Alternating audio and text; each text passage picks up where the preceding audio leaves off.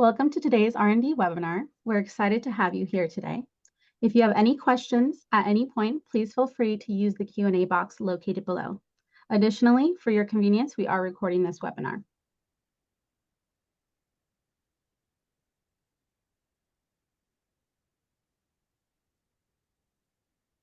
Sorry about that. This is not going the normal direction. Thank you.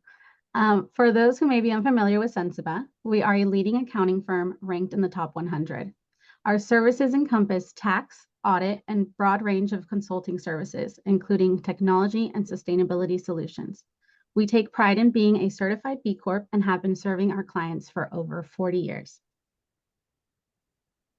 Now, I'm pleased to introduce today's speakers, Cole Marr, partner and leader of our R&D Tax Credit practice, and Ariane Woods, senior manager and co-leader. Each bring 20 years of experience with engineering backgrounds, and they have helped several startups navigate the R&D tax credit to maximize savings and reinvest in growth. Now, they're here today to provide you with valuable insights and strategies on how to do just that.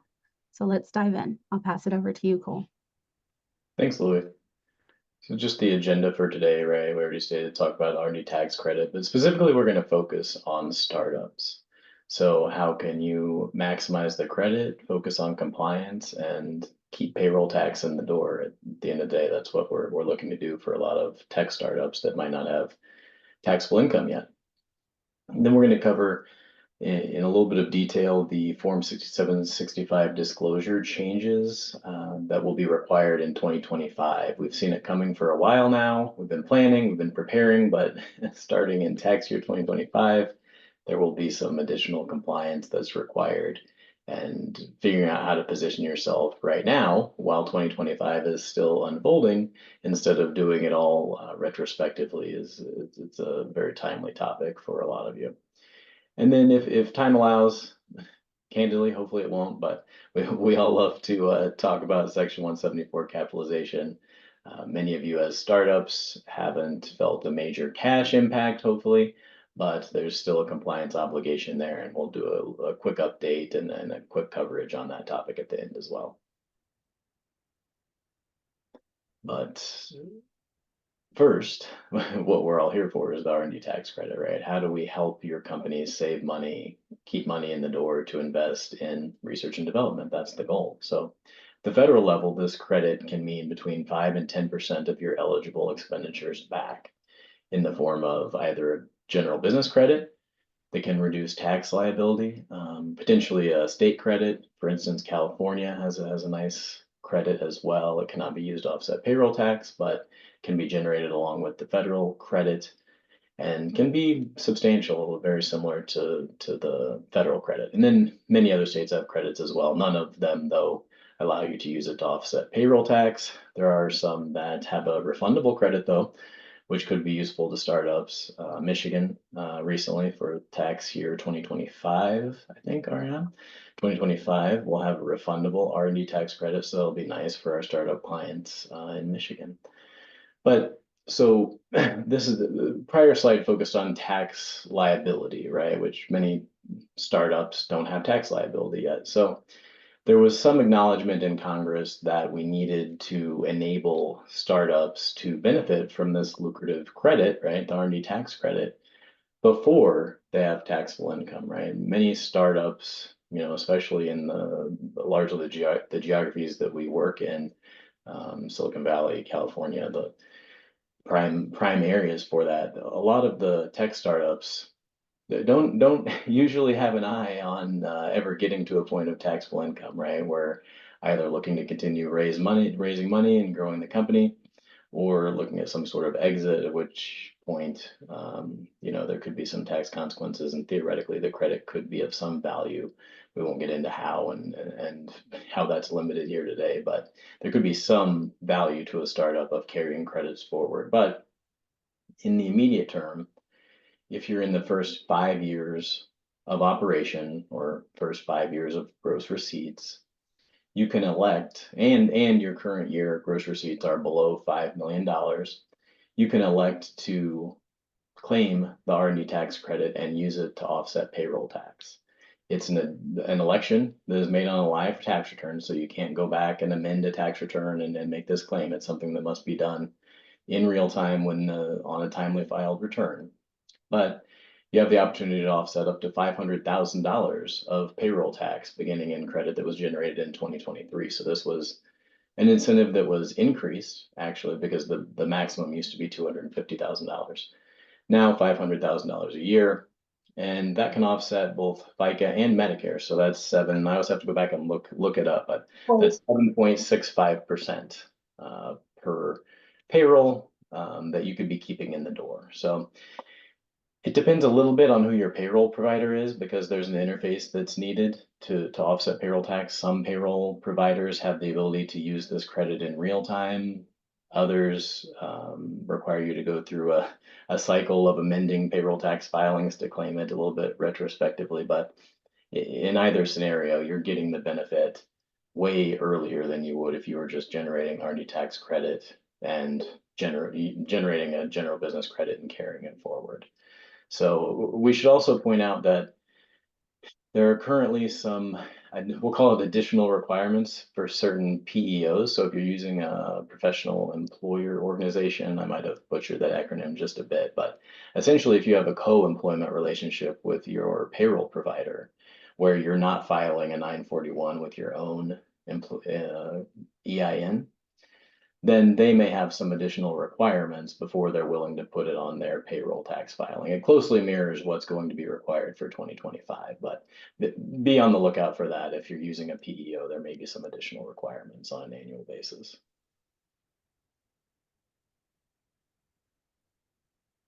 So getting into what is eligible, we're talking about new and improved products and processes. So it doesn't have to be revolutionary to the world. It can just be evolutionary to your business. It has to meet the four-part test, which Ariane will go into in just a minute. But that's really what it all boils down to in some ways. It's like, well, what qualifies? What can I include? Well, basically anything that we can demonstrate meets this IRS four-part test. And then we attach expenditures to it, the expenses, wages, supplies, contract research, which Ariane will also get into a little more detail. And then we can generate that credit. So there was some other small considerations, but important because they can toggle an activity or a project from qualified to non-qualified, and we'll get into those in a second as well. So when we're looking at the credit amount, why on the prior slide did we say 5 to 10%? Why can't we just say a headline number? Well, we could say a headline number, but we would be guessing because there are several factors that go into the credit that you're going to generate. They have to do with when the company started R&D, which method. There's a couple of different calculation methods that can be used. One has to do with current year and prior year sales. The other focuses purely on an average or half of an average of the prior year's expenditures at the federal level. So there's various calculations, various ways the calculations function given where you are in your company cycle and your R&D cycle. So that's a long-winded way of saying 5 to 10%. A lot of people advertise 10%, but the reality is it could be a little bit less depending on the exact situation. And then a similar story for most of the states. Go ahead, Ariane. And everyone is eligible if you can calculate the prior 3 years. The alternative simplified is going to be generally available to any taxpayer. If you're in this webinar, you are likely looking at the startup methodology because traditional looks at 84 to 88. And so for most of the people who are attending this, based on where this is focused, you're going to be in that startup or alternative simplified, which is going to look at a much narrower window of time. And then as Cole indicated, a lot of the states have credits. I think we're up close to 40 states as of tax year 25. California is absolutely one of the most generous, but a lot of the other states have good credits too. Yeah, and I will point out that often it's only people who have been doing this for 20 years that really understand what the difference between traditional and startup and all simp are. But the takeaway is that once you claim the credit on a tax return, you can't, it doesn't always make sense to just continue using the same calculation methodology, right? You need to evaluate it over time and understand which method could generate more credit because you are allowed to switch year over year on a live return. and which one's going to make more sense, even if it's not going to make the most money necessarily that year. So let's talk a little bit about what that business component, which is again that fancy word for project, has to do to be eligible. There's 4 questions, and you have to answer yes to all of them, although the IRS is not in the business of telling you whether it meets it enough. It's a yes or no, pass, fail. The first question is about the why. My slides are being weird today. The business component is being done. So improvements to things like fit, form, functionality, quality, reliability, efficiency. Again, we're talking product or process. So any of those is going to be an eligible reason to start it. We need to be technological in nature, which is the second test. So relying on a principle of engineering or a hard science. As the slide indicates, we're not looking at the arts and the humanities and the social sciences. So we're looking at computer programming, we're looking at electrical and mechanical engineering, civil engineering, the biosciences. We have a lot of clients in the medical bioscience space that do just phenomenal things that are going to be eligible for the R&D credit. The next test deals with, at the outset, are you uncertain as to capability, methodology, or design? And again, this uncertainty level is pass fail. You just have to demonstrate that there is uncertainty. A lot of companies that are in the startup phase, you have a pretty good idea that you can do this thing or you wouldn't have bothered putting the money in. But the real question is how? How are you going to go and navigate from this idea that you have to a finished saleable product? We also have clients that do a lot of like beginning just fundamental basic research where the question is, can this even be done? And those are both absolutely valid reasons to be eligible for this R&D credit. The last piece is a process of experimentation. And this is where you have people with the appropriate degrees, background, and or experience who identify different ways to solve the problems that come up, try things out, iterate as appropriately. As Cole mentioned, he and I have both been doing this for almost 2 decades. And when we first started, there was a much more academic bench approach to the expectations from the IRS that you were going to identify 3 hypotheses, try them out and iterate from there. Well, in the real world, that's really expensive. And typically what happens is you identify the most likely opportunity, try that out, and then iterate and improve as appropriate from there.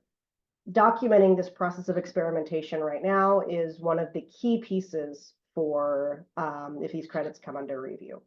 And that's what I was going to add. So in recent years, that's the one of the big focuses of the IRS is what's your process of experimentation, questioning the process of experimentation, right? Because there's a lot of ambiguity potentially in the term process of experimentation, right? What does that mean? What do you have to show them? But what do you have to have in place? And we'll talk a little bit more about that as we get into some of the changes for the form. But in general, don't throw things away. Take pictures of whiteboards and keep revision logs and keep that kind of stuff up to date is going to go a long way towards meeting these requirements. Once we know that a project is eligible, the next question becomes, what are the dollars associated? There are 4 categories that are eligible, with those 2 middle ones being fairly similar to in current days. The first, and almost always the largest, is what you're paying your staff that is in-house. This is the people that are actually doing the work, such as your engineers or scientists or computer scientists. But it's not just them, it's the technical supervisors and the support. So we've got the technicians, the production personnel, and the quality teams as well are often eligible. For almost all of our clients, this is the largest category. The next category is supplies. If you're thinking manufacturing, it's easy to think about stuff that you're doing for a prototype build of your electronic device, pilot runs, etc. Critically, for a lot of companies, a lot of software licenses now come into play because those are no longer something that you own, it's something that you're using up. And so because you're using that up in the year in which this license is for, we can include those. The next category, actually we're going to skip to the last category here of computer rental. And that used to be in the 80s when this credit first came around. You'd have your mainframe down the road that you'd go take your stack of punch cards to. And I don't know if everyone here is old enough to have ever even seen those. You used to go take those down the road and take it in and you'd run your programs. Well, now in the last 5 or 6 years, the advent of cloud computing, and especially with the demands of AI, a lot of companies are sourcing cloud computing services through Amazon, through Google, through a number of other providers for their development environments. And those costs, if they can be appropriately segregated to your R&D projects, are eligible for inclusion as well. The last category is contract research, and that's when you're paying someone or a company to do work that if they were internally, it would be a wage, so you're buying their time. This is testing and certification. So if you're making devices, it could be UL or CSA if you're looking at international. It's your software developers that are outside the office. Let's say you're hiring a company to design and build part of your prototype, or if you're doing patent work, there's opportunity there as well.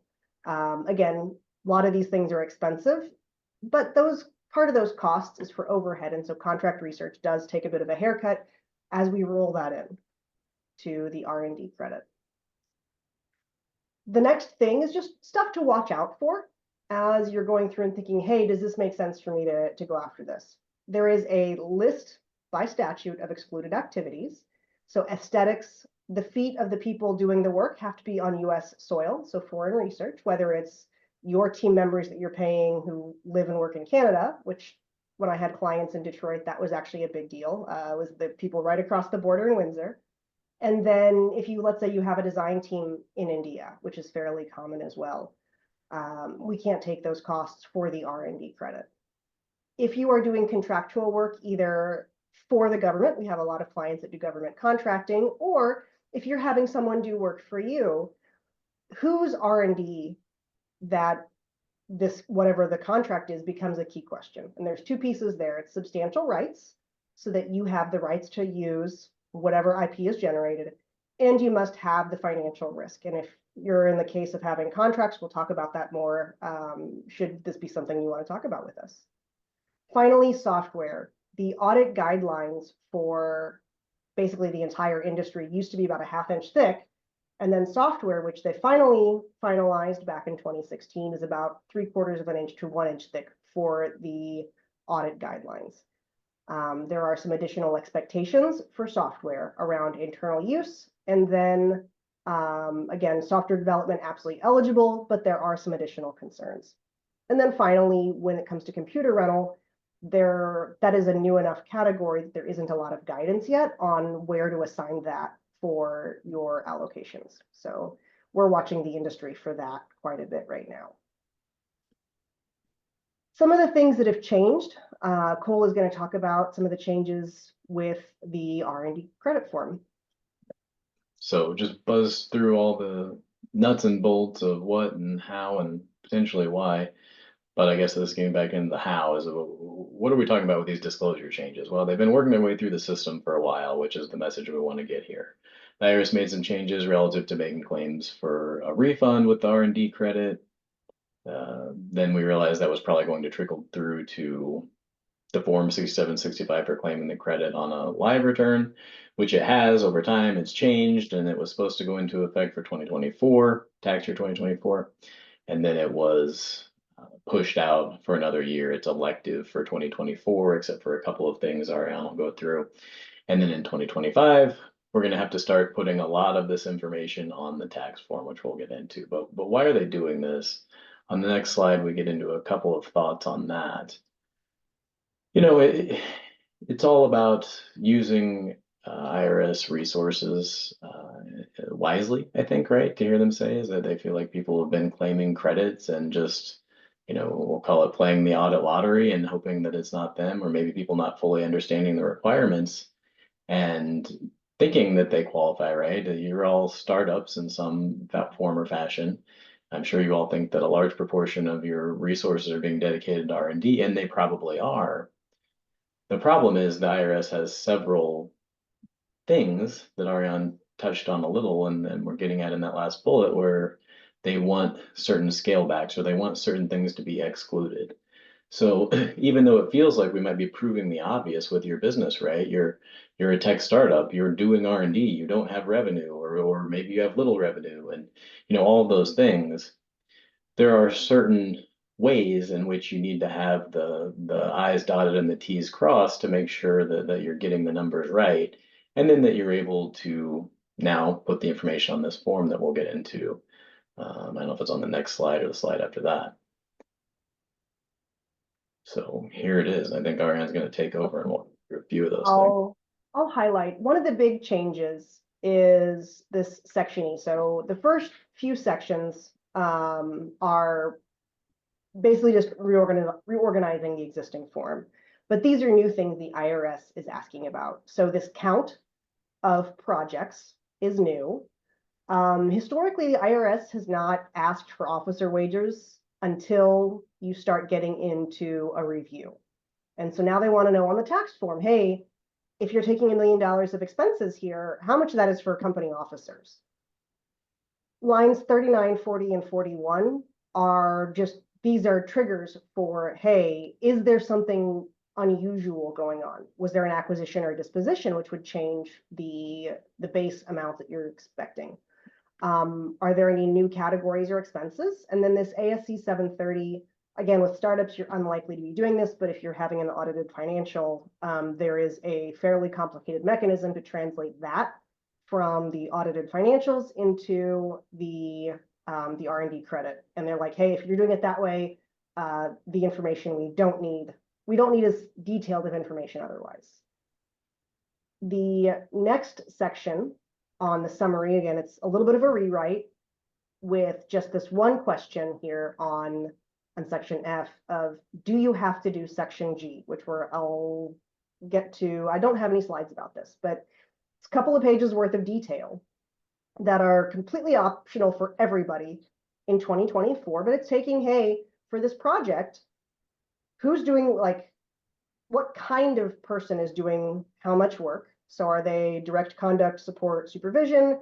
What are the supplies by project? What are the outside contractors by project, et cetera?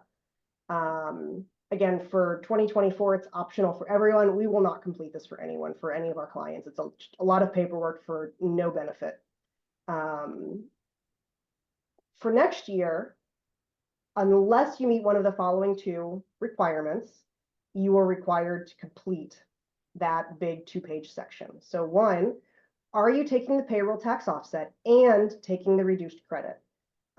If you're taking the payroll tax offset, again, you're eligible for up to $500,000 of payroll tax credit. The credit reduction takes a 21% haircut. One, if you're taking the payroll tax offset, you're unlikely to be paying taxes, so you'd want to accelerate that anyway. And two, with section 174, which we're about to get into, no one's doing the reduced credit anyway. So that first one is a bit superfluous at this point.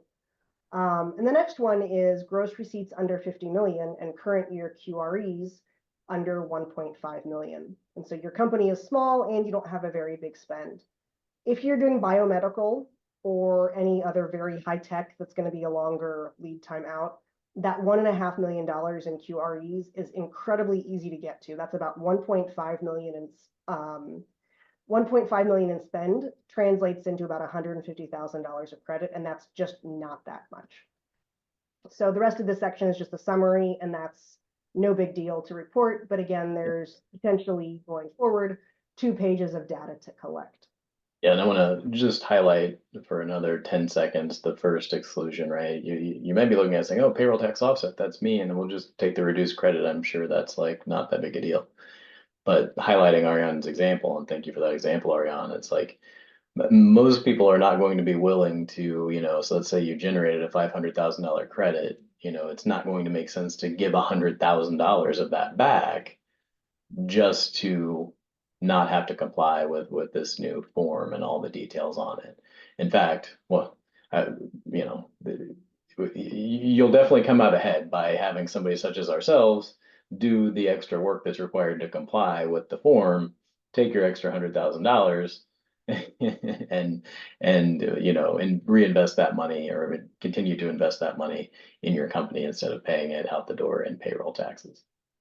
So now that we've scared you, things that you can do. If you're looking at doing an R&D credit, the best thing you can do, the IRS loves this, is start time tracking. I am an engineer. We do time tracking. I hate it. I've been doing it for my entire career. I still hate it. It's been 20 years of time tracking. I've never liked it. If you are time tracking, fantastic. Just make sure everybody's actually filling out their time cards and submitting them. If you don't have time tracking and you want to do time tracking, the R&D credit is a great excuse to do this thing you wanted to do anyway. Again, make sure people are tracking the hours they work, whether it's 35 or 53 hours. Make sure your supervisors are tracking, and to the extent that it's possible, quality manufacturing and production as it's appropriate to use those charge codes, that's helpful as well. However, again, if time tracking is not an option, that's when you start looking at surveys. How do you allocate your time?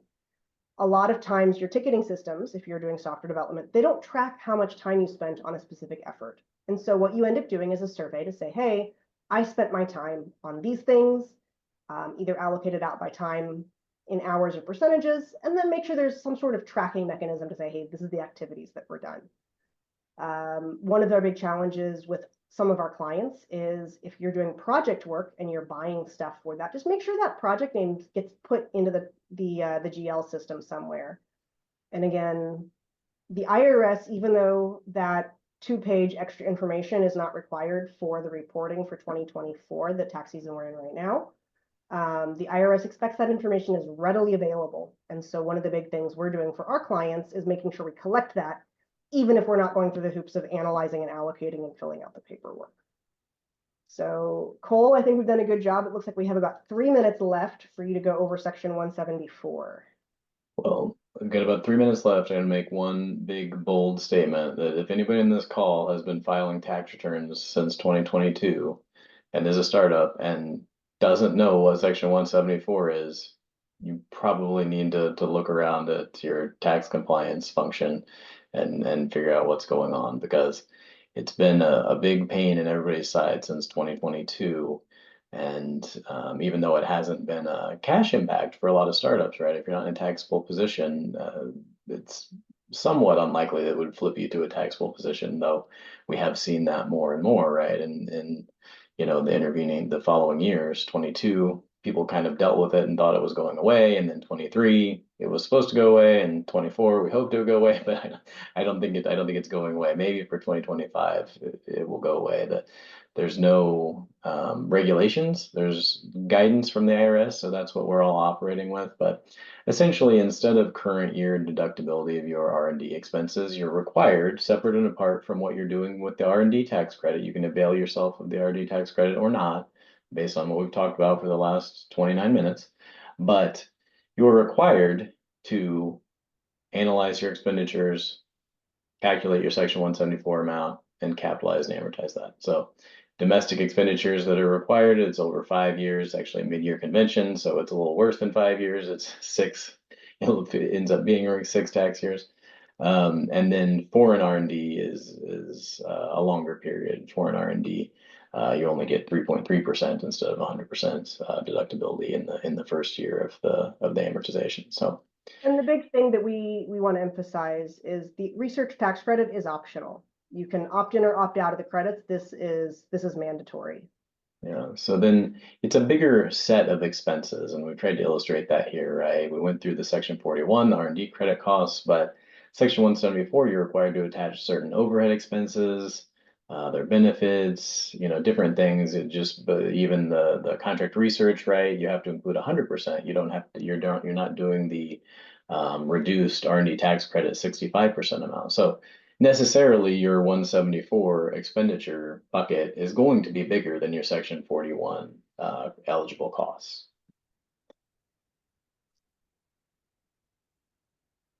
And then again, getting at the changes, hopefully it will change. Hopefully it will go away for 2025, and people will no longer be required to capitalize and amortize these expenses. It's punitive and it's not great for our economy, if you ask my opinion, which you didn't, but you got it anyway. So, and then the other thing we always want to look to is like, where is the R&D being done, right? Federally, we're required to capitalize. Certain states do not conform, or certain states did conform for the first year or two, and for 2024 do not conform. So really, it's a state-by-state analysis of where was the R&D done, and is that R&D required to be capitalized? So with that, I think we're 1 minute over. Want to be thoughtful of everyone's time. But as follow-up to this presentation, we'll be sending out some emails, and there'll be a scheduling link. We'd love to talk to you about the R&D tax credit. You can reach out to me directly. Love to talk about R&D tax credit, payroll tax offset, Section 174, whatever you want to talk about. I'm here, but love to learn about your businesses and figure out if there's a way that we can help you.